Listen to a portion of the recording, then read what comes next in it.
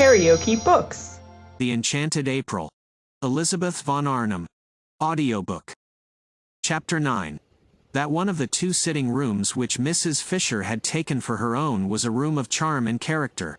She surveyed it with satisfaction on going into it after breakfast, and was glad it was hers. It had a tiled floor, and walls the color of pale honey, and inlaid furniture the color of amber, and mellow books, many in ivory or lemon-colored covers.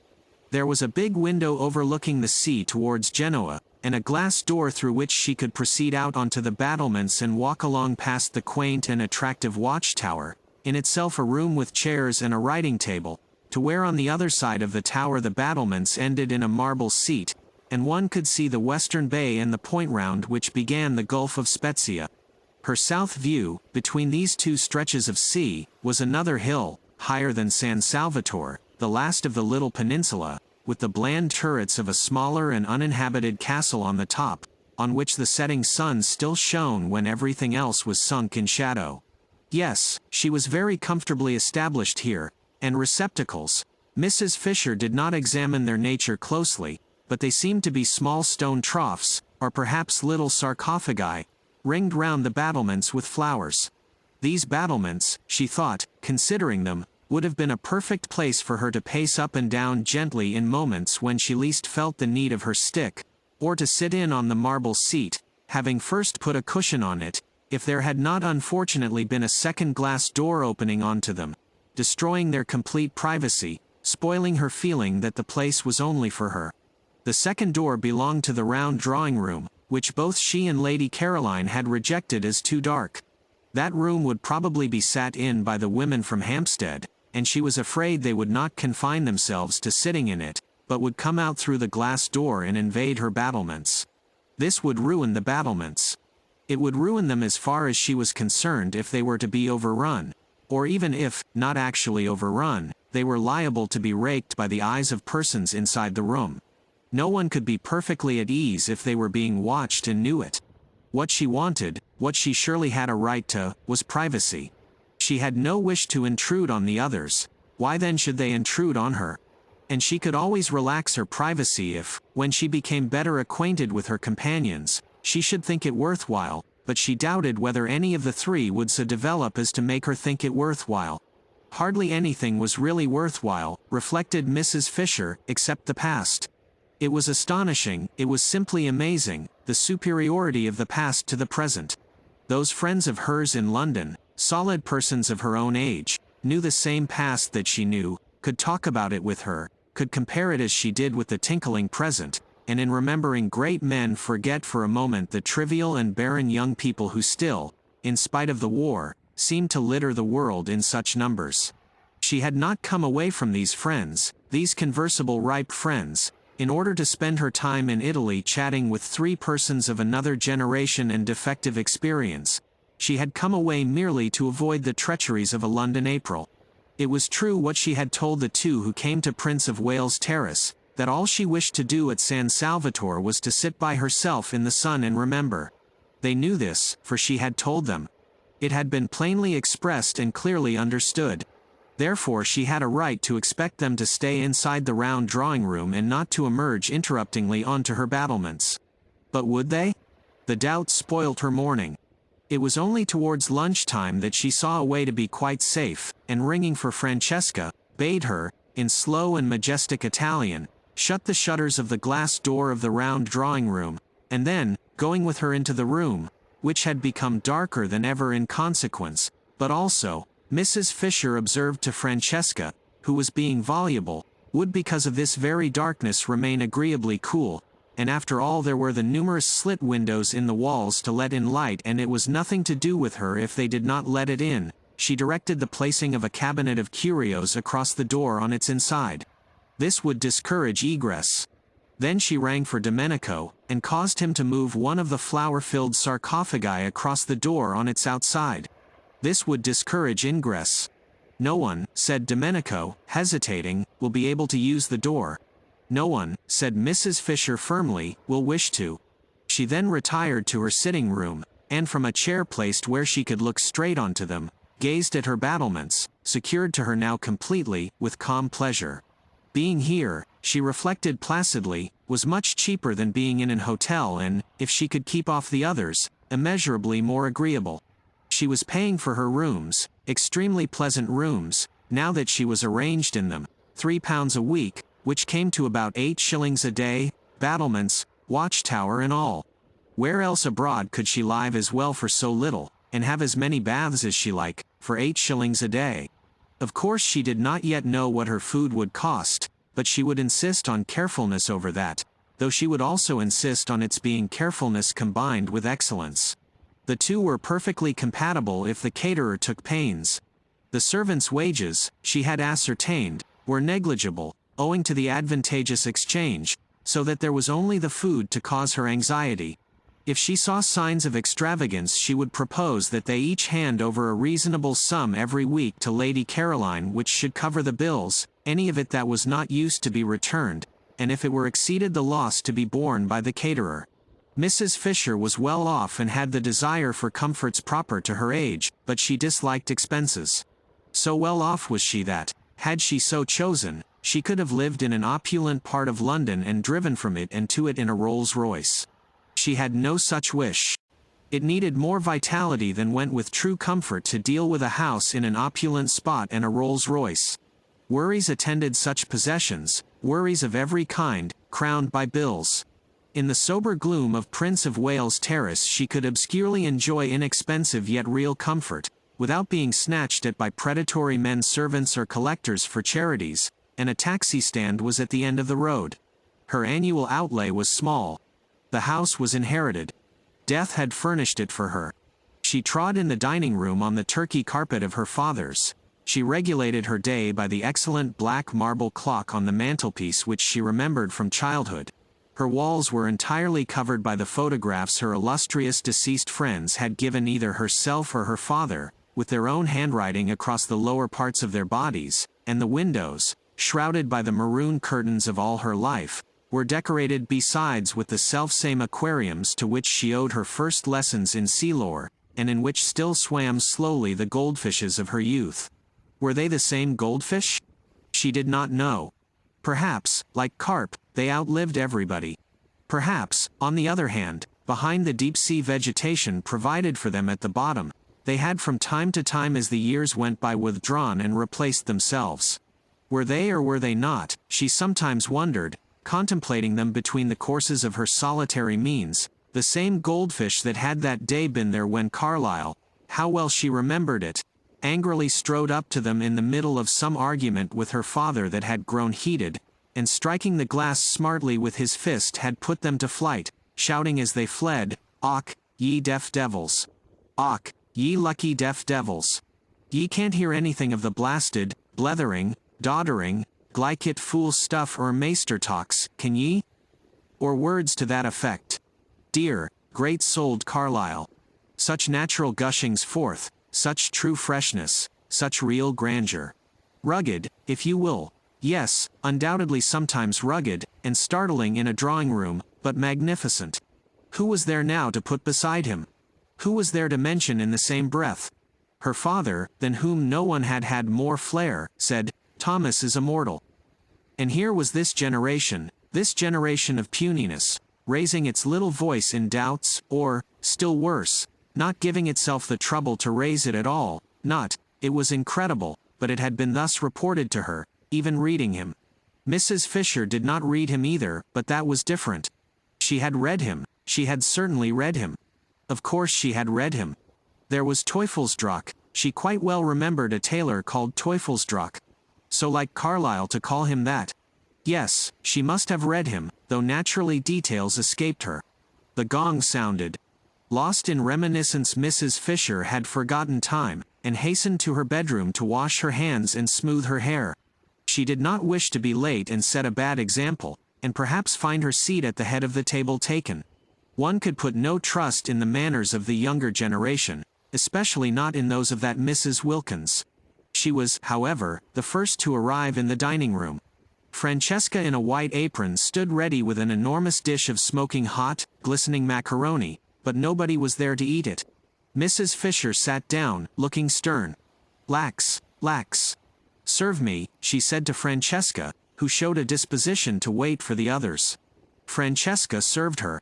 Of the party she liked Mrs. Fisher least, in fact she did not like her at all. She was the only one of the four ladies who had not yet smiled. True she was old, true she was unbeautiful, true she therefore had no reason to smile, but kind ladies smiled, reason or no. They smiled, not because they were happy but because they wished to make happy. This one of the four ladies could not then, Francesca decided, be kind. So she handed her the macaroni, being unable to hide any of her feelings, morosely. It was very well cooked, but Mrs. Fisher had never cared for macaroni, especially not this long, worm-shaped variety.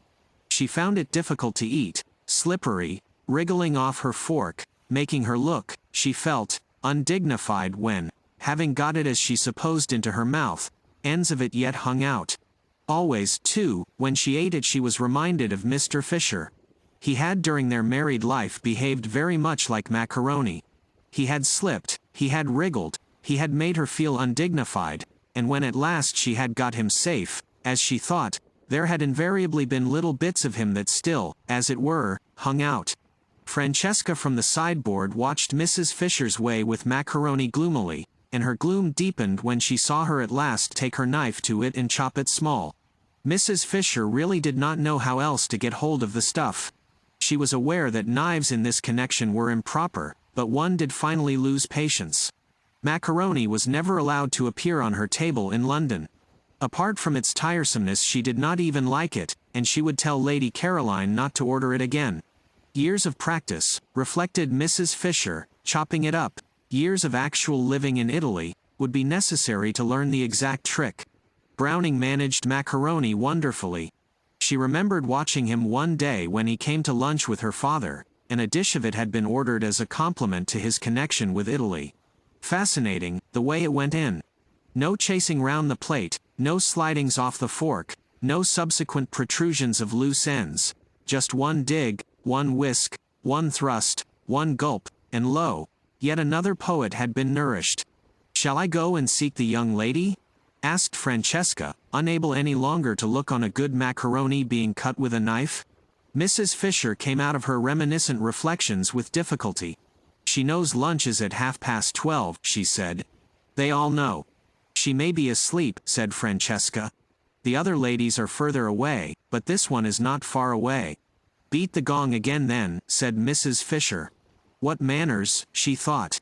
What manners? It was not an hotel, and considerations were due. She must say she was surprised at Mrs. Arbuthnot, who had not looked like somebody unpunctual. Lady Caroline, too, she had seemed amiable and courteous, whatever else she might be. From the other one, of course, she expected nothing. Francesca fetched the gong, and took it out into the garden and advanced, beating it as she advanced, close up to Lady Caroline, who, still stretched in her low chair, waited till she had done, and then turned her head and in the sweetest tones poured forth what appeared to be music but was really invective. Francesca did not recognize the liquid flow as invective. How was she to, when it came out sounding like that? And with her face all smiles, for she could not but smile when she looked at this young lady, she told her the macaroni was getting cold. "When I do not come to meals it is because I do not wish to come to meals," said the irritated Scrap, "and you will not in future disturb me." "Is she ill?" asked Francesca, sympathetic but unable to stop smiling. Never had she seen hair so beautiful. Like pure flax, like the hair of northern babes. On such a little head only blessing could rest, on such a little head the nimbus of the holiest saints could fitly be placed. Scrap shut her eyes and refused to answer. In this she was injudicious, for its effect was to convince Francesca, who hurried away full of concern to tell Mrs. Fisher, that she was indisposed. And Mrs. Fisher, being prevented, she explained, from going out to Lady Caroline herself because of her stick, sent the two others instead, who had come in at that moment heated and breathless and full of excuses, while she herself proceeded to the next course, which was a very well-made omelette, bursting most agreeably at both its ends with young green peas. "Serve me," she directed Francesca, who again showed a disposition to wait for the others. "Oh, why won't they leave me alone? Oh, why won't they leave me alone?" Scrap asked herself when she heard more scrunchings on the little pebbles which took the place of grass, and therefore knew someone else was approaching. She kept her eyes tight shut this time. Why should she go in to lunch if she didn't want to? This wasn't a private house. She was in no way tangled up in duties towards a tiresome hostess. For all practical purposes San Salvatore was an hotel, and she ought to be let alone to eat or not to eat exactly as if she really had been in an hotel. But the unfortunate Scrap could not just sit still and close her eyes without rousing that desire to stroke and pet in her beholders with which she was only too familiar. Even the cook had patted her. And now a gentle hand, how well she knew and how much she dreaded gentle hands, was placed on her forehead. "I'm afraid you're not well," said a voice that was not Mrs. Fisher's, and therefore must belong to one of the originals. "I have a headache," murmured Scrap. Perhaps it was best to say that. Perhaps it was the shortest cut to peace. "I'm so sorry," said Mrs. Arbuthnot softly, for it was her hand being gentle. "And I," said Scrap to herself, "who thought if I came here I would escape mothers." "Don't you think some tea would do you good?" asked Mrs. Arbuthnot tenderly.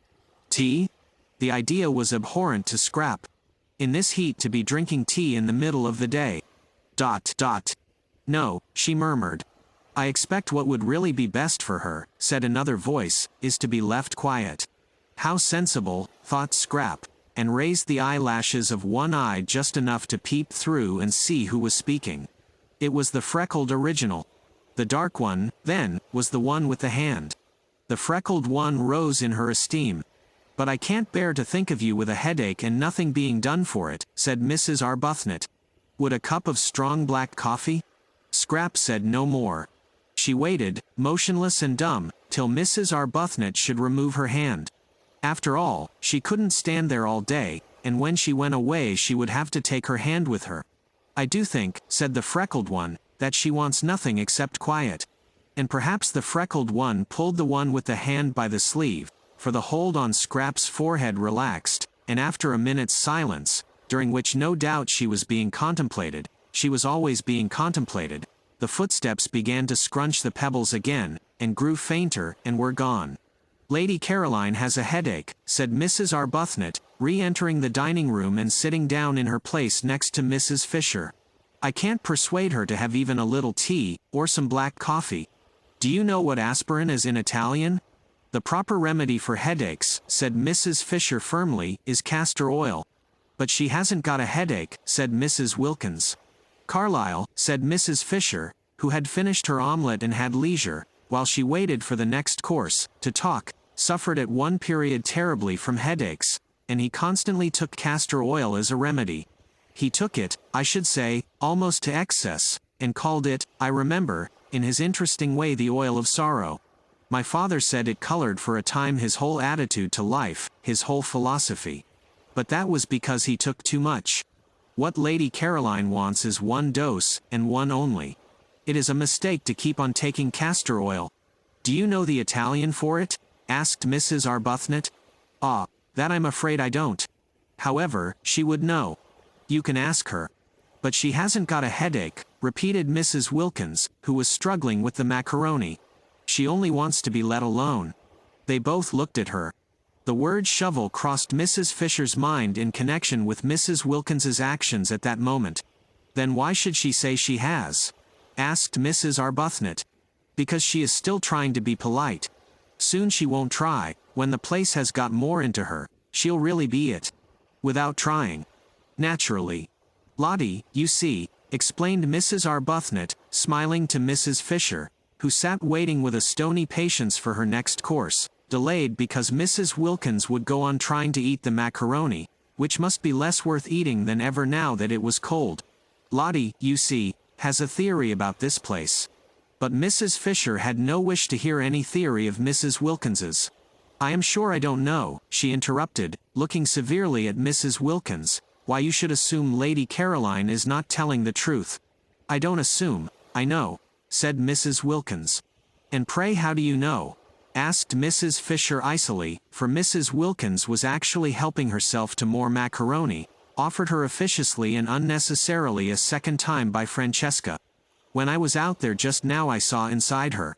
Well, Mrs. Fisher wasn't going to say anything to that. She wasn't going to trouble to reply to downright idiocy. Instead, she sharply rapped the little table gong by her side, though there was Francesca standing at the sideboard, and said, for she would wait no longer for her next course, "Serve me." And Francesca, it must have been willful, offered her the macaroni again. If you liked what you heard, please subscribe to the channel.